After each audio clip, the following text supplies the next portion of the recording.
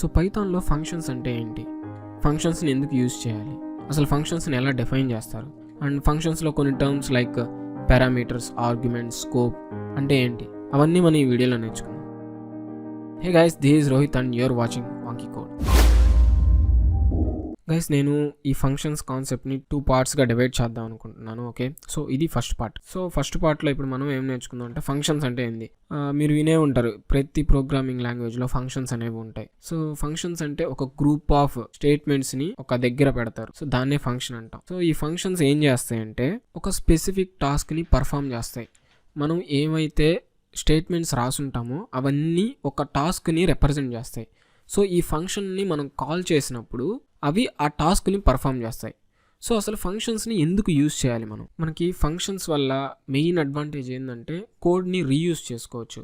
అంటే ఒకసారి ఒక ఫంక్షన్లో కోడ్ రాసినప్పుడు మనం మళ్ళీ ఇంకొక దగ్గర ఎక్కడైనా అలాంటి కోడే రాయాలన్నప్పుడు మనం మళ్ళీ కోడ్ రాయాల్సిన పని లేదు. సో జస్ట్ ఈ ఫంక్షన్ కాల్ చేస్తే సరిపోద్ది. సో ఈ ఫంక్షన్స్ వల్ల ఇంకొక యూజ్ ఏంటంటే మన ప్రోగ్రామ్ని మనం ఆర్గనైజ్ చేసుకోవచ్చు. స్మాలర్ చంక్స్గా మాడ్యులారిటీని క్రియేట్ చేస్తుంది ఈ ఫంక్షన్స్ అనేవి. సో మనం రీడ్ చేయడానికి కానీ మన కోడ్ని మేనేజ్ చేయడానికి కానీ ఈజీగా ఉంటుంది ఫంక్షన్స్ని రాసుకోవడం వల్ల. సో ఇప్పుడు ఫంక్షన్స్ యొక్క సింటాక్స్ చూద్దాం. సో డెఫ్ అని ఒక కీవర్డ్ వాడతాం. సో ఇది పైథాన్ ఇన్బిల్ట్ కీవర్డ్ డెఫ్ అని. సో ఫంక్షన్స్ని డిఫైన్ చేసేటప్పుడు మనం ఈ కీవర్డ్ రాస్తాం. సో మీరు ఆల్రెడీ ఫంక్షన్స్ చూసుంటారు, built in functions like print అని, లెంత్ అని, ఇవన్నీ. సో ఇవన్నీ పైథాన్ బిల్ట్ ఇన్ ఫంక్షన్స్. ఇప్పుడు మనం ఏం చేస్తున్నాం అంటే మనం ఓన్ ఫంక్షన్స్ని డిఫైన్ చేసుకుంటున్నాం. సో ఇలా డిఫైన్ చేస్తాం, డెఫ్ అని కీవర్డ్ పెడతాం, ఇక్కడ ఫంక్షన్ నేమ్ రాస్తాం. ఈ ఫంక్షన్ నేమ్ ఏవైనా రాయొచ్చు మీరు. ఇప్పుడు ఎగ్జాంపుల్ వచ్చి ప్రింట్ అని, లెంత్ అని అలా ఇచ్చున్నారు కదా వాళ్ళు ఫంక్షన్ నేమ్స్. ఇక్కడ మనం ఓన్ ఫంక్షన్ నేమ్ రాస్తాం. అండ్ పారామీటర్స్, అవి ఏదైనా ఇన్పుట్ పారామీటర్స్ ఏమైనా తీసుకుంటే ఆ ఇన్పుట్ పారామీటర్స్ని ఇక్కడ మెన్షన్ చేస్తాం. అండ్ డాక్ స్ట్రింగ్స్, మనం షిఫ్ట్ ట్యాబ్ క్లిక్ చేసినప్పుడు మనకి డాక్ స్ట్రింగ్ వస్తుంది కదా. సో అలాంటి డాక్ స్ట్రింగ్ రాయాలన్నప్పుడు ఈ ట్రిపుల్ కోట్స్ మధ్యలో మనం రాస్తాం. సో ట్రిపుల్ కోట్స్ మధ్యలో రాసేది ఏదైనా అది డాక్ స్ట్రింగ్. అండ్ ఇక్కడ స్టేట్మెంట్స్, మనం ఏ స్టేట్మెంట్స్ అండ్ రిటర్న్ స్టేట్మెంట్ కూడా కింద రాస్తాము. సో అది ఆప్షనల్. రిటర్న్ మన ఫంక్షన్ ఏదైనా రిటర్న్ ఇస్తుంది అంటే రిటర్న్ స్టేట్మెంట్ పెడతాం, లేకపోతే రిటర్న్ స్టేట్మెంట్ పెట్టాం.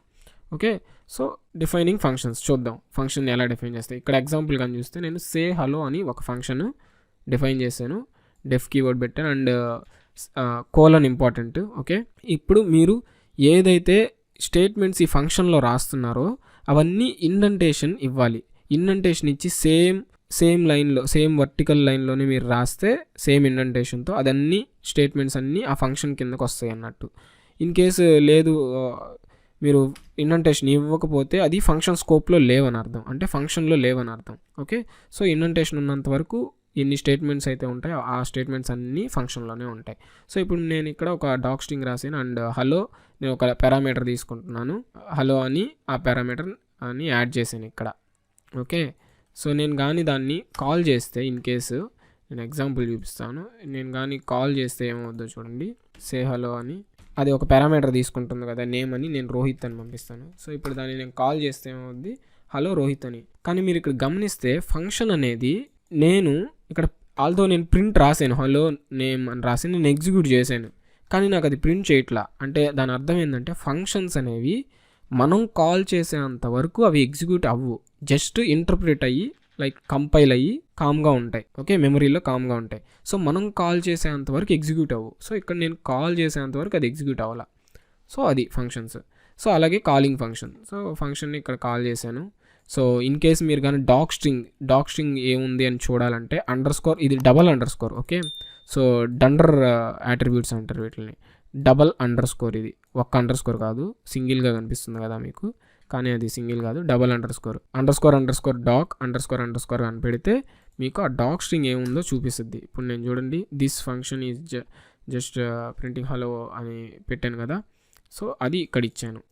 సో మీరు ఇన్ కేస్ ప్రింట్ యొక్క డాక్ స్ట్రింగ్ చూడాలనుకుంటే ఆ ఫంక్షన్ నేము డాక్ ఈ యాట్రిబ్యూట్ని పెడితే మీకు దానికి సంబంధించిన డాక్ స్ట్రింగ్ మొత్తం చూపిస్తుంది. So returning values from function.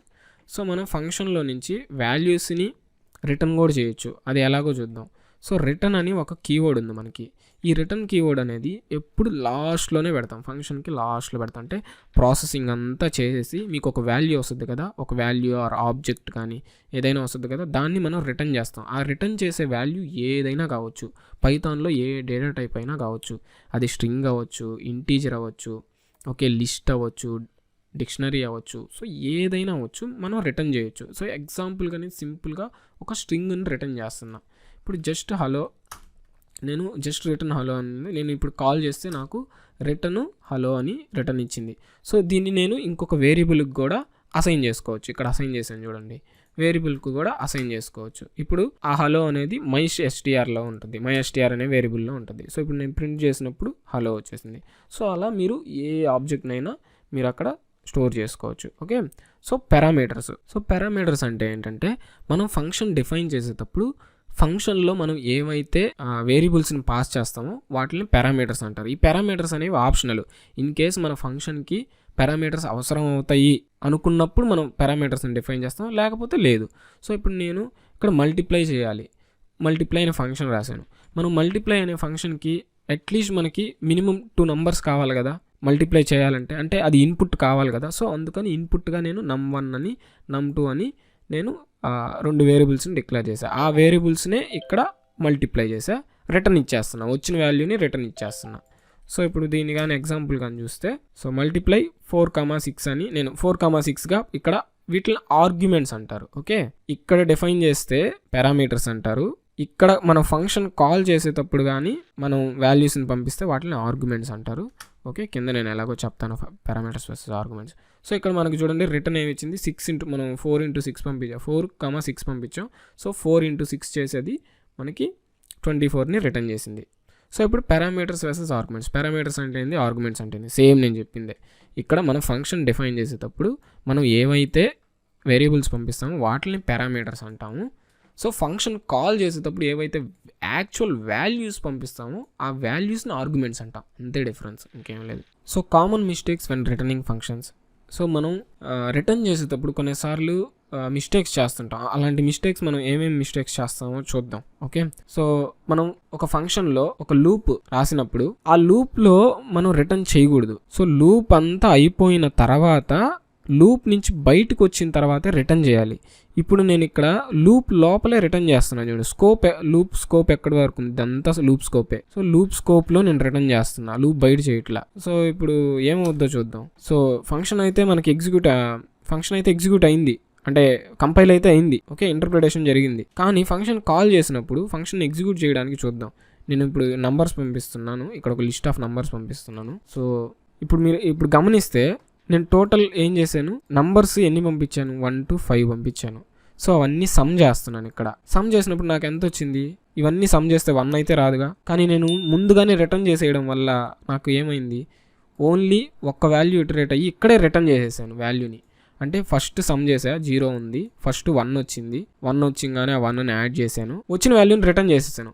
మనం ఎప్పుడైతే రిటర్న్ చేస్తామో అక్కడతో లూప్ అన్నీ ఆగిపోతాయి, ఫంక్షన్ కాల్ జరిగిపోద్ది. సో రిటర్న్ చేసామంటే ఫంక్షన్ ఇంకా అక్కడతో టర్మినేట్ అయిపోయినట్టు అర్థం. సో రిటర్న్ అనేది జాగ్రత్తగా చేయాలి. సో ఇప్పుడు రిటర్న్ చేయడం వల్ల మనకు రాంగ్ వాల్యూ వచ్చింది కదా. సో అదే రిటర్న్ కానీ మనం దీని స్కోప్ బయట కానీ చేస్తే, ఇప్పుడు దీని స్కోప్ ఇక్కడ దాకా ఉంటుంది. ఓకే, సో దీన్ని బయట చేశాను. ఇప్పుడు నేను ఇదంతా ఈ ఇఫ్ కింద ఉండేదంతా ఫంక్షన్ ఫర్ కింద వస్తుంది. ఓకే, ఇప్పుడు ఫంక్షన్లో రాసా, ఫంక్షన్ స్కోప్లో రిటర్న్ రాసా. ఇప్పుడు ఏమవుద్దో చూద్దాం. ఇప్పుడు చూస్తే నేను 1 to 5 పంపించాను, నాకు కరెక్ట్ వాల్యూ వచ్చింది. సో నేను ఇక్కడ ఓన్లీ ఆడ్ నెంబర్స్ ఒక్కటే యాడ్ చేస్తున్నాను కాబట్టి నాకు ఇక్కడ ఆడ్ నెంబర్స్ ఏంది, 1 3 5, 5 + 3 8, 8 + 1 9. ఓకే, 9 నాకు సరిపోయింది. సో ఇలాగా రిటర్న్ అనేది చాలా జాగ్రత్తగా చూసుకోవాలి మనం ఫర్ లూప్స్లో రిటర్న్ చేయకూడదు. ఓకే, అండ్ ఇంకో దగ్గర ఏంటంటే అన్నెసెసరీ ఎల్స్ల దగ్గర మనం రిటర్న్ చేయకూడదు. ఎందుకంటే మీకు ఇప్పుడు ఈ ఎగ్జాంపుల్ ప్రోగ్రామ్ చూడండి, ఈజ్ ఆడ్ నంబర్ అంటే అది ఆడ్ నంబరా కాదా చెక్ చేస్తున్నాం ఒక నంబర్ని. ఇన్ కేస్ ఆడ్ నంబర్ అయితే ట్రూ రిటర్న్ చేస్తాం, ఆడ్ నంబర్ కాకపోతే ఫాల్స్ రిటర్న్ చేస్తుంది ఇక్కడ ఎల్స్ పెట్టి. సో మనకు అవసరం ఏముంది, అయితేనే ట్రూ రిటర్న్ చేస్తాం, లేకపోతే డిఫాల్ట్గా ఫంక్షన్ ఫాల్స్ రిటర్న్ చేస్తాం. ఇక్కడ ఎల్స్ అనేది మనకి అవసరం లేదు, కోడ్ కాంప్లెక్సిటీని పెంచడం తప్పితే ఏముండదు. ఓకే, సో ఇలాగ డిఫాల్ట్ రిటర్న్ స్టేట్మెంట్స్ రాయొచ్చు. ఇన్ కేసు మీకు కానీ ఒక ఈవెన్ నెంబర్ వచ్చింది అనుకోండి, ఇది ఎలాగో కండిషన్ ఫాల్స్ అవుద్ది, ఎలాగో మీరు ఫాల్సే రిటర్న్ చేస్తారు. అండ్ డిఫాల్ట్ పారామీటర్స్ అంటే ఏందో చూద్దాం. సో డిఫాల్ట్ పారామీటర్స్ అంటే ఏంటంటే, మీరు ఒక ఫంక్షన్ని డిఫైన్ చేసి విత్ సమ్ పారామీటర్స్ డిఫైన్ చేశారు, కానీ ఫంక్షన్ కాల్ చేసేటప్పుడు మీరు ఆ పారామీటర్స్ కోసం ఆర్గ్యుమెంట్స్ని పంపించలేదు. అప్పుడు మీరు కాల్ చేసినప్పుడు ఫంక్షన్ని మీకు ఎర్రర్స్ వస్తాయి. సో ఇలాంటి ఎర్రర్స్ని ఓవర్కమ్ చేయడానికి డిఫాల్ట్ పారామీటర్స్ అనేవి కొన్ని వాడతాం. అంటే మీరు పంపించినా పంపించకపోయినా డిఫాల్ట్గానే ఒక వాల్యూ అయితే ఆర్గ్యుమెంట్గా వెళ్ళిపోతుంది. సో అది అలాంటి ఎలాగో చూద్దాం. సో ఇక్కడ నేను ఒక ఫంక్షన్ని డిఫైన్ చేస్తాను, యాడ్ అని ఫంక్షన్ డిఫైన్ చేస్తాను. ఇవి 2 పారామీటర్స్ని తీసుకుంటుంది. ఓకే, సో ఇక్కడ 2 ఆర్గ్యుమెంట్స్ పంపించాను, 5,9 అని పంపించాను. ఓకే, పంపిస్తే నాకు వాల్యూ 14 అని రిటర్న్ చేసింది. ఓకే, ఇన్ కేస్ నేను వాల్యూస్ పంపించట్లేదు, నాకు ఎర్రర్ వచ్చింది. So missing 2 required positional arguments అని. సో నేను ఇక్కడ ఏం చేస్తానంటే డిఫాల్ట్ ఆర్గ్యుమెంట్స్ పంపిస్తాను. అంటే ఇన్ కేస్ యూజర్ కానీ యాడ్ అని ఎంటీ ఆర్గ్యుమెంట్స్ పంపించినప్పుడు నాకు ఎర్రర్ రాకూడదు. అప్పుడు నేను ఏం చేస్తానంటే డిఫాల్ట్ ఆర్గ్యుమెంట్స్ డిఫాల్ట్గా నేను ఈక్వల్ టు 0 పెట్టాను. ఏ అనేది 0కి, బి అనేది 0కి అసైన్ చేసేసాను. ఇన్ కేసు యూజర్ కానీ ఏ వాల్యూస్ పంపించకపోతే బై డిఫాల్ట్గా ఏ 0 అయిపోతుంది, బి 0 అయిపోతుంది. ఇన్ కేస్ యూజర్ పంపించాడు అనుకోండి, ఇవన్నీ ఓవర్ రైడ్ అయిపోతాయి. ఏకి యూజర్ ఎంత పంపిస్తే అంత అసైన్ అవుద్ది, బీకి యూజర్ ఎంత పంపిస్తే అంత అసైన్ అవుద్ది. ఓకే, సో ఇప్పుడు నేను డిఫాల్ట్ ఆర్గ్యుమెంట్స్ పెట్టి ఎంటీ యాడ్ని కాల్ చేస్తున్నాను. 0 వచ్చింది. ఓకే, ఎర్రర్ అయితే రాలేదు. అండ్ 10, 20 పంపించాను ఆర్గ్యుమెంట్స్గా, 30 వచ్చింది. ఓకే, సో ఇది యూజ్ మనకి డిఫాల్ట్ పారామీటర్స్ పెడితే. ఓకే, అండ్ సో ఇది కూడా ఓకే, ఒక నార్మల్ వాల్యూ, ఒక పొజిషనల్ పారామీటర్ పెట్టాను, ఒక డిఫాల్ట్ పారామీటర్ పెట్టాను. ఓకే, దాన్ని ఎగ్జిక్యూట్ చేస్తున్నాను. ఓకే, ఇక్కడ ఓన్లీ 4 పంపించాను, అంటే నంబర్గా 4 పంపించాను. పవర్ కాదు, ఆటోమేటిక్గా 2 పెట్టేసుకుంది. సో 4 స్క్వేర్ అయింది, అంటే 4 పవర్ 2 అయింది, 16 అయిపోయింది. సో నేను ఇక్కడ 4 క్యూబ్, నేను పవర్ను కూడా పంపిస్తున్నాను కాబట్టి అది పారామీటర్ ఓవర్ రైడ్ అయిపోయి 4 క్యూబ్ అయిపోయింది, 64 నాకు వాల్యూ వచ్చింది. సో ఇక్కడ ఇంకొకటి గమనించాలి ఏంటంటే, సో ఫంక్షన్లో ఎన్ని డిఫాల్ట్ ఆర్గ్యుమెంట్స్ అయినా మీరు రాసుకోవచ్చు. ఓకే, కానీ ఇక్కడ కన్స్ట్రెంట్ ఏంటంటే, ఇక్కడ ఒక రెస్ట్రిక్షన్ ఏంటంటే, మీరు ఒక డిఫాల్ట్ ఆర్గ్యుమెంట్ రాసినప్పుడు దాని రైట్ సైడు ఇంకా ఏవి డిఫైన్ చేసినా, ఏం ఆర్గ్యుమెంట్స్ డిఫైన్ చేసినా, ఏం పారామీటర్స్ డిఫైన్ చేసినా, డిఫాల్ట్ పారామీటర్స్ అన్నీ డిఫాల్టే అయి ఉండాలి, నార్మల్ పారామీటర్స్ అయి ఉండకూడదు. ఇక్కడ ఎగ్జాంపుల్ చూపిస్తాను. ఇక్కడ చూడండి, నార్మల్ పొజిషనల్ పారామీటర్ పెట్టాను, డిఫాల్ట్ పారామీటర్ పెట్టాను. సో పొజిషనల్ పారామీటర్ తర్వాతే డిఫాల్ట్ పారామీటర్ వచ్చింది. ఓకే, సో అందుకని ఎగ్జిక్యూట్ అయింది. కానీ ఇక్కడ చూడండి, డిఫాల్ట్ పారామీటర్ తర్వాత పొజిషనల్ పారామీటర్ పెట్టాను. సో మనం డిఫాల్ట్ పొజిషన్ తర్వాత అంటే రైట్ సైడ్లో వేరే పారామీటర్స్ రాకూడదని చెప్పాను కదా, వస్తే ఓన్లీ డిఫాల్టే రావాలి, ఇంకేది రాకూడదు. సో అందుకని ఇప్పుడు చూడండి, ఎగ్జిక్యూట్ చేస్తే నాకు ఎర్రర్ వచ్చింది. ఏమొచ్చింది, non default arguments follows default arguments. అంటే ఇక్కడ నాన్ డిఫాల్ట్ అంటే ఇది డిఫాల్ట్ కాదు, నాన్ డిఫాల్ట్ పారామీటర్స్ని ఫాలో అవుతుంది, అందుకే ఎర్రర్ వచ్చింది. ఓకే, అలా ఫాలో అవ్వకూడదు. ఓకే, ఇప్పుడు చూడండి, ఇది వచ్చి పొజిషనల్, ఇది వచ్చి నాన్ డిఫాల్ట్, ఇది డిఫాల్ట్, ఇది non default. Okay, name. So దీన్ని ఎగ్జిక్యూట్ చేస్తే మనకి ఆన్సర్ కరెక్ట్గా వస్తుంది. Okay, so why should we have default parameters? అసలు డిఫాల్ట్ పారామీటర్స్ ఎందుకు యూస్ చేయాలి? ఇందాక నేను చెప్పాను కదా, ఎర్రర్స్ని అవాయిడ్ చేయడానికి అండ్ మోర్ రీడబుల్గా ఉంటుంది. ఓకే, సో ఇలాంటివి ఓవర్కమ్ చేయడానికి మనం డిఫాల్ట్ పారామీటర్స్ యూస్ చేస్తాం. And what can default parameters be? So default parameters అనేవి ఏమేమి అయి ఉండొచ్చు అంటే వాటికి వాల్యూస్ మనం ఏమేమి ఇవ్వచ్చు, ఏ వాల్యూస్ అయినా ఇవ్వచ్చు. ఓకే, ఇంకొక ఫంక్షన్ను కూడా డిఫాల్ట్ పారామీటర్గా ఇవ్వచ్చు మనం. సో లిస్టులు కూడా ఉండొచ్చు, డిక్షనరీస్ అయి ఉండొచ్చు, స్ట్రింగ్స్, బూలియన్స్, ఫ్లోటింగ్ పాయింట్ నంబర్స్, ఏమైనా ఇవ్వచ్చు. ఓకే, సో ఇక్కడ ఎగ్జాంపుల్ కొన్ని చూసాను. యాడ్ అని నేను 2 పారామీటర్స్ ఇచ్చాను, సబ్ట్రాక్ట్ అని 2 పారామీటర్స్ ఇచ్చాను. కానీ ఇక్కడ మీరు మ్యాథ్ ఫంక్షన్ కానీ చూసుకుంటే 2 పారామీటర్స్ ఇచ్చాను. ఇక్కడ ఒక డిఫాల్ట్ పారామీటర్ F1 ఇచ్చి ఈ యాడ్ని నేను ఇక్కడ దానికి అసైన్ చేశాను. అంటే బై డిఫాల్ట్ ఇది కూడా యాడ్ అన్నట్టే, అంటే ఇక్కడ ఫంక్షన్నే నేను ఇన్పుట్గా పంపించాను. ఇప్పుడు చూడండి, నేను దీన్ని ఎగ్జిక్యూట్ చేస్తే మ్యాథ్కి 4,6 ఇచ్చాను. బై డిఫాల్ట్ ఏమైంది, 4,6. నేను ఇక్కడ యాడ్ ఫంక్షన్ ఇచ్చాను కాబట్టి అది అడిషన్ జరిగిపోయింది. అడిషన్ జరిగి రిటర్న్ ఏమి ఇచ్చింది చూడండి. దీనికి అసైన్ చేశానా, Fnకి అసైన్ చేశానా ఇక్కడ ఫంక్షన్ని, యాడ్ ఫంక్షన్ని. ఇప్పుడు Fn ఆఫ్ పెరాన్సిస్ కానీ పెడితే ఇది కూడా యాడ్ అనే అర్థం, అంటే ఇండైరెక్ట్గా ఇది యాడ్ అనే అర్థం. సో నేను Fnకి అసైన్ చేశాను కాబట్టి నేను Fn అని ఇక్కడ పెట్టాలి. ఓకే, సో అందుకని నాకు బై డిఫాల్ట్గా ఏం చేసింది, అది యాడ్ చేసింది. లేదు నేను మ్యాథ్లో సబ్ట్రాక్ట్ అని పంపించాను, అంటే ఇది పంపించాను. అప్పుడు అది ఏమవుద్ది, ఈ ఎఫ్ఎన్ కాస్త ఏమైపోద్ది అంటే సబ్ట్రాక్ట్ అయిపోద్ది ఇక్కడ ఇండైరెక్ట్గా. ఓకే, అప్పుడు సబ్ట్రాక్ట్లోకి ఏ కమ్మ బి పంపించినట్టు, అప్పుడు ఏ మైనస్ బి జరిగి మనకి ఇలాగా అవుతుంది. 50-25 పంపించాను కదా, 50-25 జరిగి మనకి రిజల్ట్ వస్తుంది. సో 25 వచ్చింది. సో ఇలాగా ఫంక్షన్స్ని ఇంకొక వేరియబుల్కి కూడా మనం అసైన్ చేసుకోవచ్చు. అది ఎలాగో చూద్దాం చూడు. Function name just without parenthesis ఇచ్చేస్తే రిజల్ట్ కూడా ఇండైరెక్ట్గా ఈ యాడ్ ఫంక్షన్ అయిపోయినట్టే. సో ఇలాంటివి మనం చేసుకోవచ్చు. ఓకే, సో దీన్ని ఎగ్జిక్యూట్ చేయాలి. అండ్ టైప్ గన్ చూసారనుకోండి, ఇప్పుడు మీరు దాని ఫంక్షనే ఉంటుంది చూడండి, function type, data type. So అలాగా. సో ఈ కీవర్డ్ ఆర్గ్యుమెంట్స్ గురించి మనం ఫంక్షన్స్ పార్ట్ 2లో వీడియోలో చూద్దాము. ఓకే, దీని నెక్స్టే ఆ వీడియో ఉంటుంది ప్లేలిస్ట్లో. ఓకే, ఒకసారి చెక్ చేసుకోండి. ఓకే, సో ఈ వీడియో మీకు నచ్చిందని అనుకుంటున్నారు. ఇన్ కేస్ మీకు నచ్చితే లైక్ చేయండి, అండ్ ఇంకేమైనా డౌట్స్ ఉంటే మీరు కమెంట్ చేయండి. ఈ కోడ్ కోసం అయితే గిట్హబ్ యూఆర్ఎల్ డిస్క్రిప్షన్లో ఉంటుంది, దాన్ని చెక్ చేసుకోండి. ఓకే, క్లోన్ చేసుకోండి, అండ్ యాజ్ ఇట్ ఈజ్ మీకు పైథాన్ నోట్బుక్ మీరు డౌన్లోడ్ చేసుకోవచ్చు. Okay, so thank you guys for watching this video, and don't forget to subscribe, and I'll see you in the next video.